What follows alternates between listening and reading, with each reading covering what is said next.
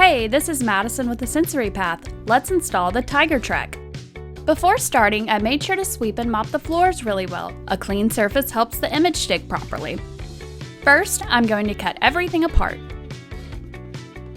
Here, I'm laying out the tiger paws how I like them. We also provide a suggested layout if you need guidance.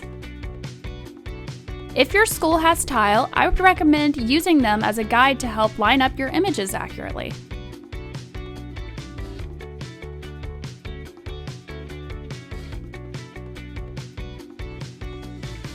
Next, I'm going to peel away the backing to take my image off.